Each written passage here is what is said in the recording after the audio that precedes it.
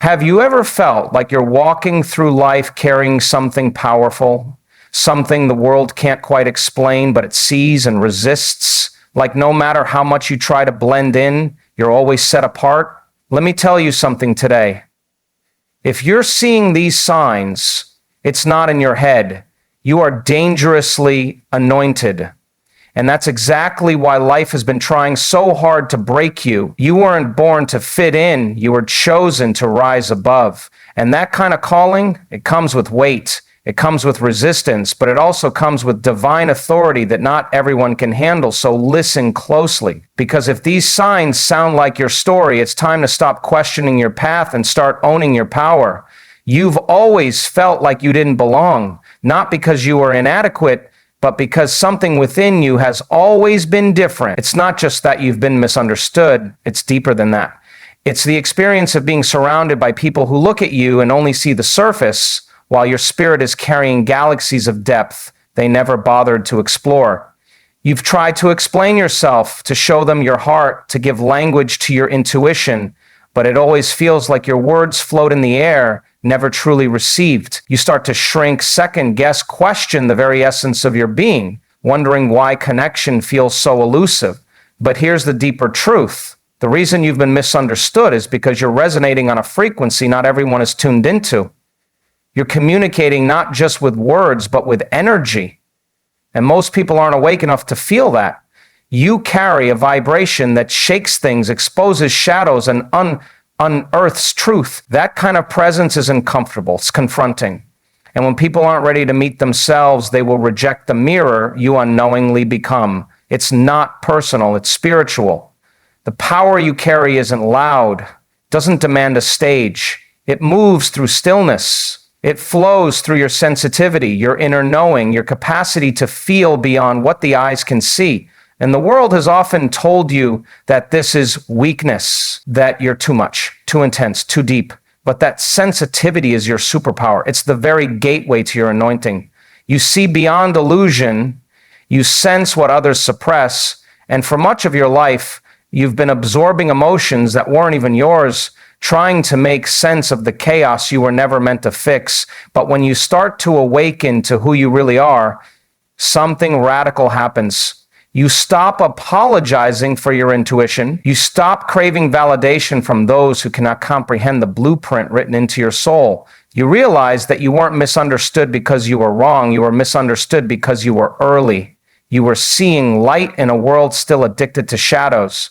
And that realization doesn't make the pain disappear, but it transforms it. It takes the ache and turns it into awareness. You begin to detach from the need to be seen externally because you've started to see yourself. And that's when your power becomes dangerous, not to people, but to the limitations that once bound you. The second sign is the one no one volunteers for. Life hits you harder. There's no soft entry point into the life of someone anointed. There's no smooth road paved with constant ease. Instead, it's loss, it's rejection, it's the deep, aching silence of nights where you cried out and heard nothing but the echo of your own breath. It's walking through betrayal so raw it cracked open your chest. It's failure that made you feel invisible. It's watching others live in comfort while you're being dismantled piece by piece, wondering if maybe you've been forgotten. But here's what you haven't been told. The breaking wasn't meant to destroy you, it was meant to awaken you.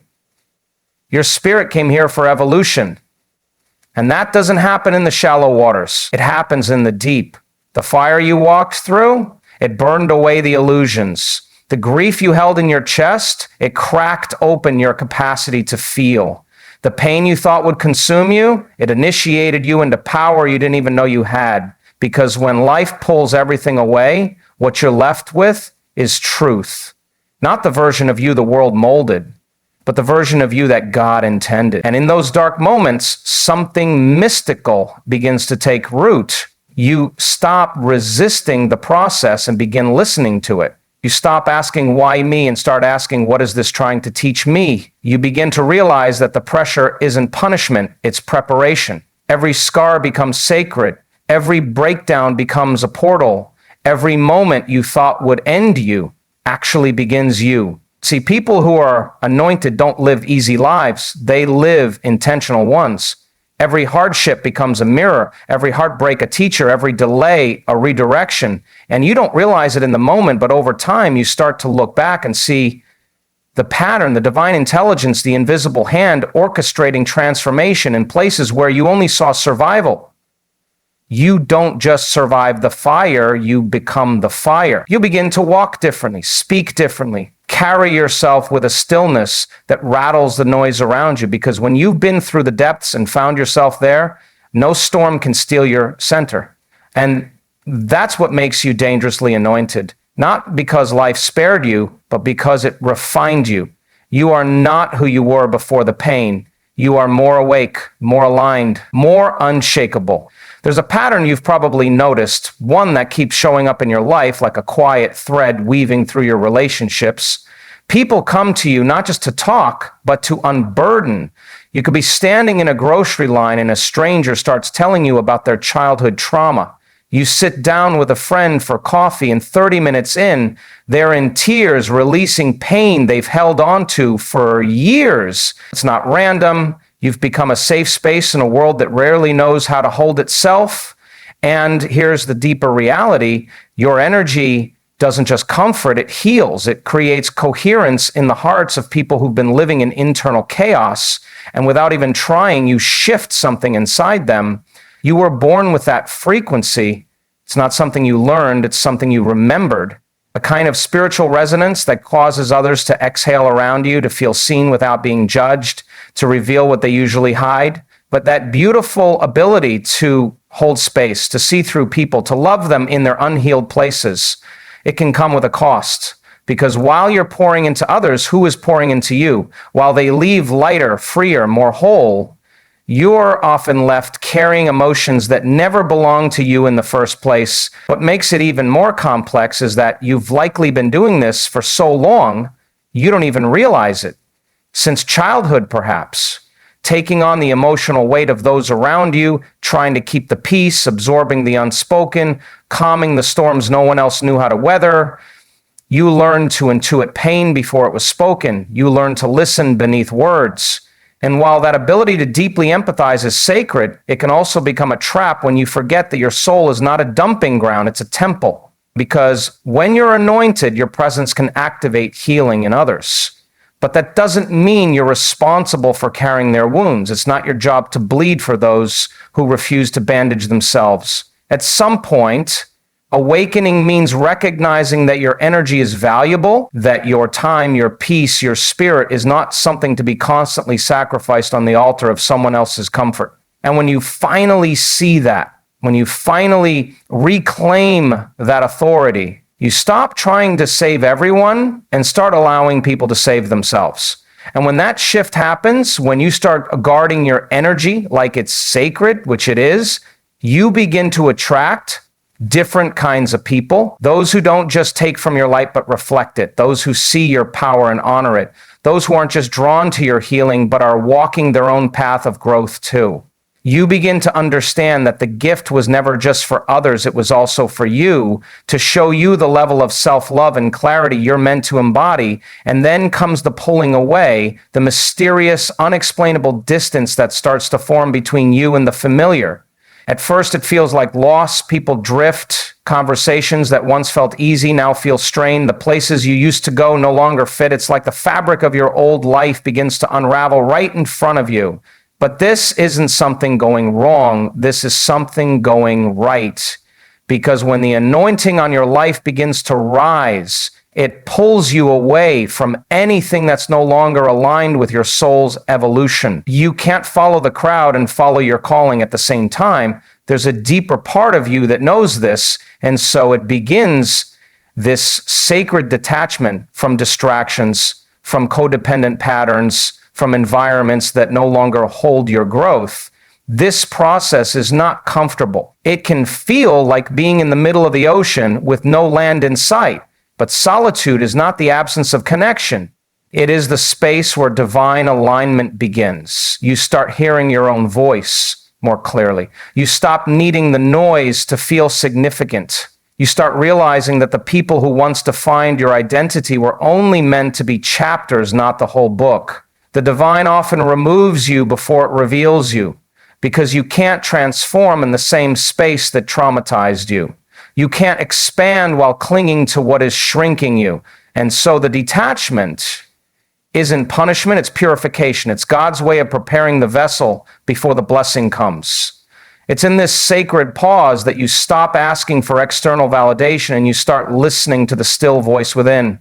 That voice that says, you were never meant to fit in. You were designed to stand apart. That's what makes you dangerous. Not loud, not forceful, but clear. Clear in your identity, clear in your calling, clear in your alignment. And once you reach that clarity, you stop chasing what was never meant for you and start magnetizing what was always waiting for your arrival.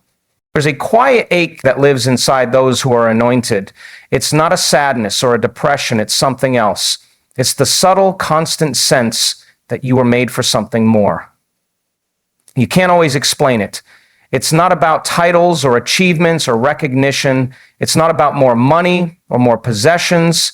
It's a pull, like a whisper in your spirit that doesn't leave you alone. Even when things in your life are going well, even when you've hit the milestones others told you to chase, there's still that inner knowing, this isn't it.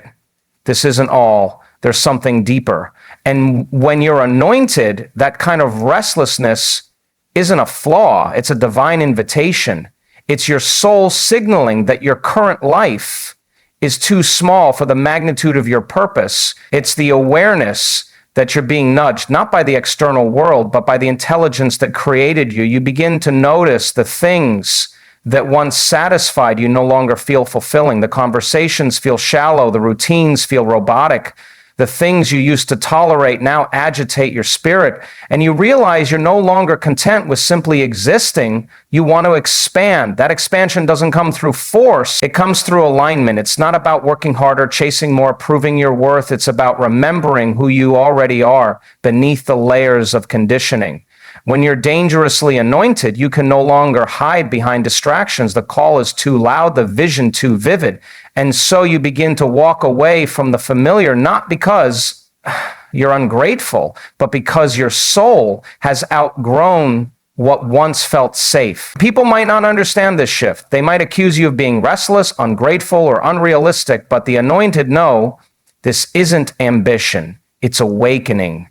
This is the moment where you stop looking outside for purpose and begin reconnecting with the infinite power that's already within you. It's when you start realizing that your life isn't meant to be a repeat of someone else's version of success. It's meant to be a reflection of your highest truth. And that truth, it doesn't come quietly. It shows up in dreams that don't make sense to anyone else, in visions that feel impossible but won't let you go, in moments of silence where you suddenly know something without needing proof. That's your anointing trying to break through the noise. And when you start listening to it, something remarkable happens. Life begins to organize itself around your intention. Synchronicities appear, resources show up, people you need find their way into your orbit. Because the moment you say yes to your deeper calling, the universe moves in your favor.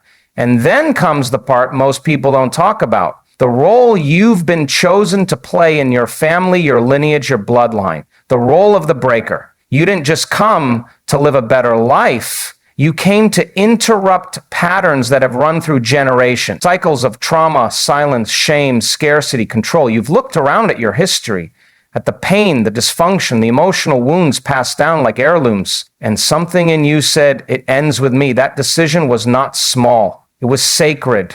Because you chose to do what most won't. Face the pain, feel it, and transform it. You're the one who questions the beliefs. Who doesn't blindly accept tradition just because it's always been that way? You're the one who sets boundaries, who goes to therapy, who says no to what everyone else said yes to for decades. And it's not easy. It's exhausting to be the one doing the inner work while others judge, dismiss, or remain in denial. But that exhaustion is proof of your anointing, because breaking cycles doesn't just change your life, it rewrites the entire frequency of your lineage. It shifts what your children inherit, not just genetically, but it alters the vibration of your name, your family, your legacy. And it's a lonely path at times. It can feel like being a stranger in your own bloodline, like you're walking a road no one else understands. But you weren't sent here to repeat the past. You were sent here to redeem it. And here's the part you may not have realized. You didn't just decide to be the breaker. You were appointed. You were spiritually wired to carry this level of intensity, of insight, of resilience. That fire inside you, it's not random. It's refined. You were prepared in silence, sharpened through trials, equipped with vision most people can't comprehend. And because of that, you carry the authority to shift what others thought was unchangeable. You carry the blueprint to build something new, something whole, something holy. There comes a moment when the world's noise fades just enough for you to hear the whisper of your higher self. It's not loud. It doesn't shout. It doesn't beg for attention, but it moves you powerfully, unmistakably. And in that moment, something profound awakens. You no longer seek validation from the outside because you realize that what you've been searching for has always been within. You begin to know things without needing to analyze them. You begin to feel your future before it even arrives. You start sensing energy, reading people's intentions without a word being spoken, trusting your instincts even when they make no logical sense. That's not paranoia. That's alignment. You've stepped into a dimension of awareness where intuition becomes your compass. It's no longer about reacting to the physical world. It's about creating from the invisible one. You understand that everything is energy. Thoughts are frequencies, emotions are vibrations. And as your consciousness expands, you begin to take full responsibility for your internal state because you realize that your internal world is the blueprint for your external experience. You are no longer a victim of circumstances. You are the architect of them. And in that space, you become radically honest with yourself. You recognize how often you've settled, shrunk, stayed silent to make others comfortable. You notice how long you've allowed fear to masquerade as realism. How often you've talked yourself out of greatness because you were afraid of being too much, too loud, too different. But now you see through it all. You recognize that fear was never the enemy. Fear was the teacher. And now that you've listened to it, honored it, understood it, you no longer need to be controlled by it. This is where you become dangerous because you're no longer moving from old programming, you're operating from presence. You're choosing thoughts that align with your future. You're cultivating emotions that match the energy of your vision. You're no longer reacting to what is, you're responding to what's becoming. That's mastery, and it's magnetic. People around you can feel it. They may not understand what's shifted, but they sense it. And you're not playing small anymore. You're not trying to be palatable. You're not available for anything that doesn't align with peace, purpose, and power. And here's what happens when you reach that level of embodiment. Opportunities start to chase you. Doors you didn't even knock on begin to open. People you once looked up to now look to you. Not because you're better, but because you're clear.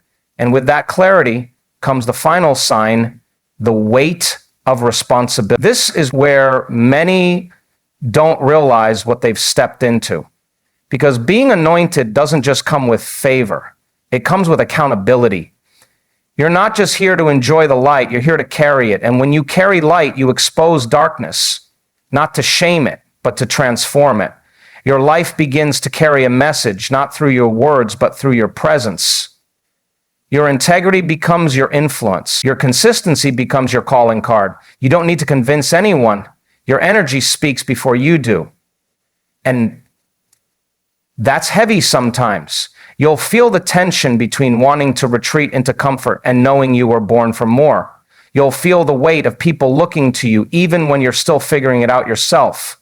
You'll feel the temptation to dim your light when others are triggered by your glow. But this is where your soul expands beyond the limits of the ego. You stop performing and start embodying. You stop striving and start serving. You understand that this isn't about you. It's about what moves through you. You weren't chosen to be perfect. You were chosen to be faithful. To rise when it would be easier to hide, to speak when silence would be safer, to lead when you still feel broken. And in doing so, you become a living permission slip for others. Not because you have it all together, but because you're willing to heal, willing to grow, willing to be seen, willing to become. That's the weight and wonder of being dangerously anointed. It's not about spotlight or applause. It's about surrender. It's about becoming so aligned with who you were created to be that everything unlike it begins to fall away. And when you reach that place, when your inner world matches your divine design, you don't just walk in power, you become it. If any of these signs stirred something inside you, don't ignore it. That's your confirmation. You are dangerously anointed, not in arrogance, but in authority, not to dominate others, but to lead yourself with courage, grace, and unshakable faith. Your life is not random. Your pain has a pattern. Your story has a purpose. And your anointing, it's not just for you. It's for everyone who's waiting on you to rise. Now, I want to hear from you. Which of these signs hit home the most? What has your journey of awakening looked like? Drop it in the comments. I read every single one because this space, it's not just a channel, it's a movement. If this spoke to your soul, hit that like button, share it with someone who needs to hear this truth, and subscribe for more empowering messages. And hey, if there's a topic you want me to dive into next, let me know in the comments. Your voice matters, your story matters, and your purpose, it's just getting started. Remember, you're not here to be small, you're here to be significant. Let's rise.